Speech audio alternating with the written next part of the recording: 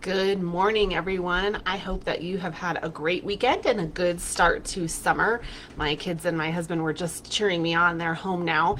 So I am not alone doing my work at home anymore and getting used to adjusting to that.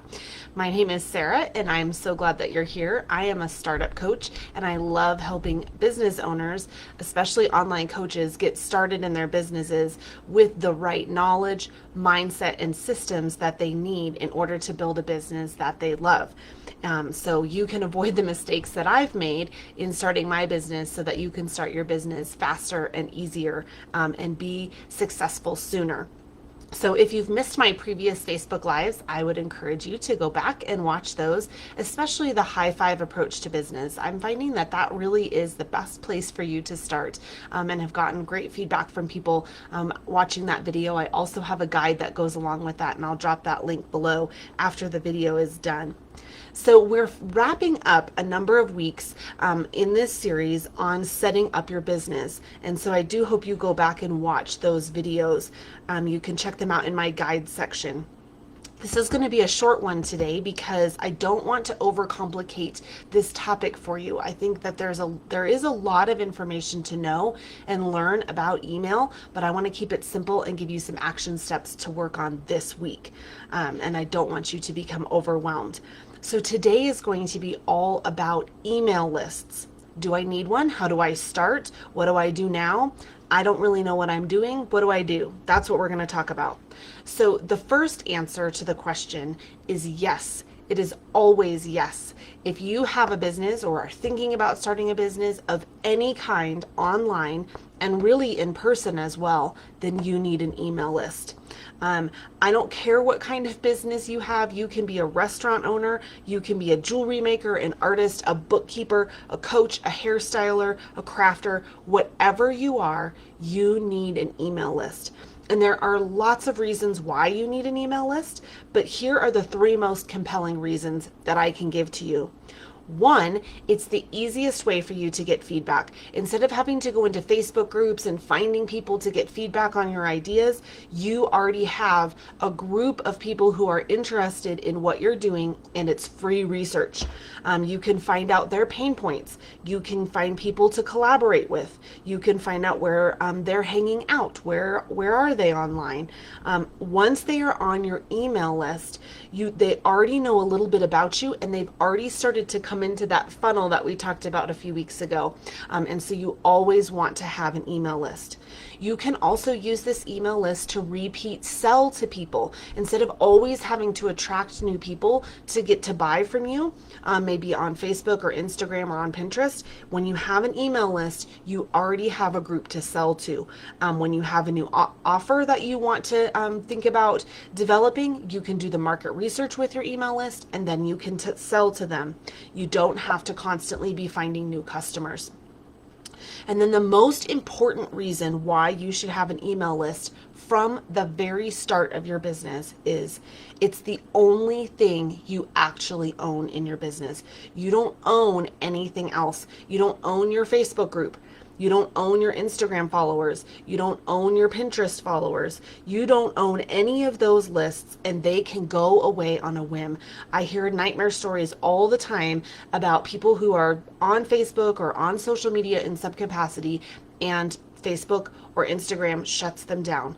And then you can be in Facebook jail for up to 30 days trying to get your account back, trying to get your list back. And even people who are doing everything right, sometimes they get shut down.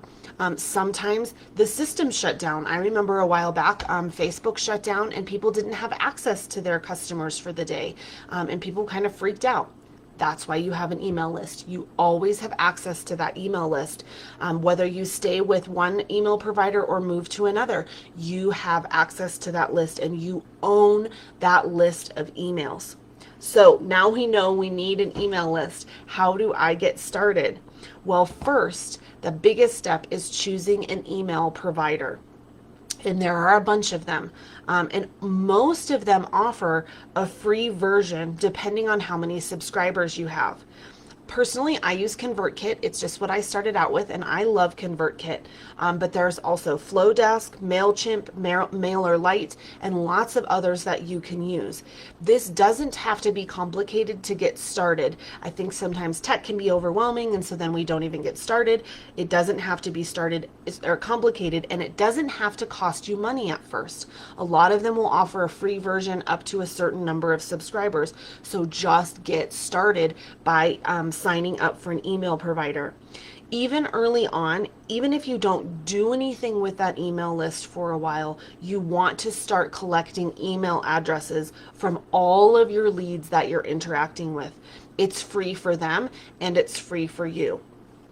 So what do you do now? Well, the first step is to go and find that email provider. And it is a little bit of a chicken and an egg of which one you want to do first. You can't collect email addresses until you have an email provider. And the challenge is that you can't collect email addresses until you have something to offer to people. But I found that when you start making a decision and moving towards doing something like setting up your email, then you will have people who are going to start being ready to join. It's this process. It's that building the airplane in the air as you go.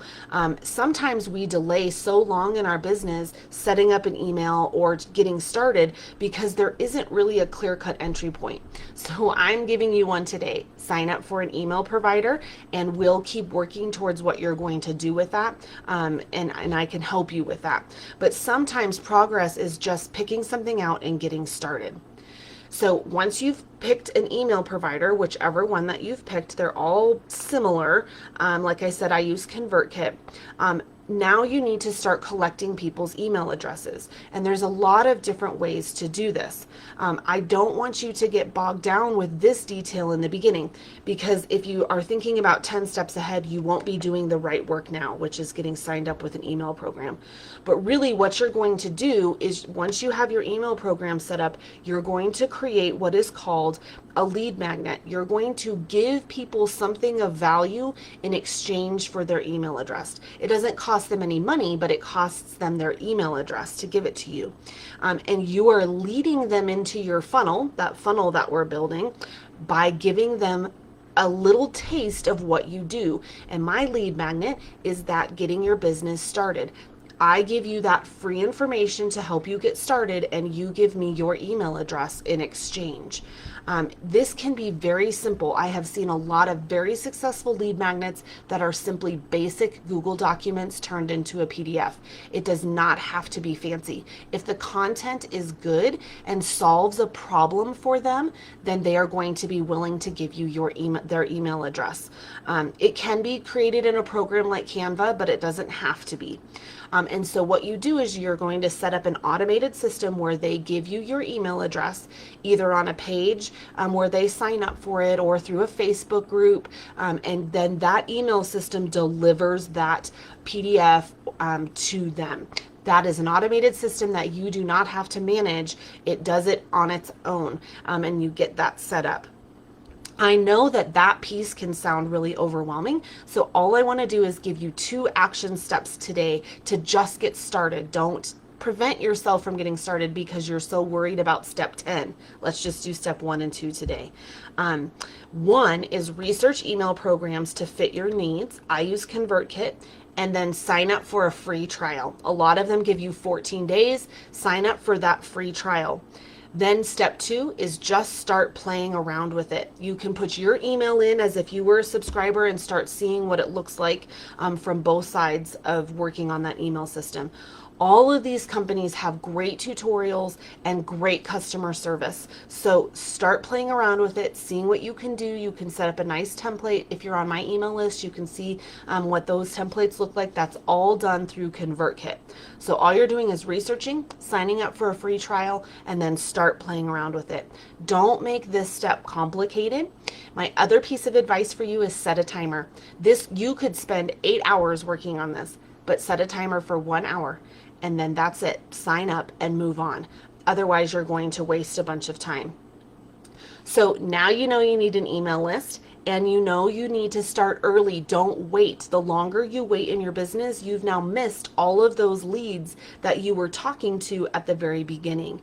So get started today with yours. Sign up for an email provider and start playing around with it. The tech side of a business, setting up a website, email, Facebook ads, all of that can really get you down and keep you stuck for a long time. I know I was there, but don't let that prevent you from getting started. This part of starting a business, this tech part, isn't going to get any easier. It actually gets harder the longer you wait because there's more things that you have to be doing. So do this now while everything isn't so challenging. Do it now and get over it. And then your mindset will be, hey, I can do hard things. I did that back at the beginning. I can keep doing hard things. So start today. And part of what I do and part of what I love doing is helping entrepreneurs and business owners get through this first hurdle of all these tech things that they have to do. So I love helping you be able to do that. So I'd love to chat with you if that's something that you're interested in working on, and we can see if we're a good match to work together. So you know you need to start an email list. Go start it today, then post in my Facebook group that you've started. Let me know how it's going so I can encourage you and support you through that. Next week, we're going to talk about the cost of setting up a business. How much does it cost? What's the real cost of starting a business? And some ways that you can start a business even if you don't have a lot of money to get started. So I'll put some links below. I hope you have a great week, and thanks for joining me this morning.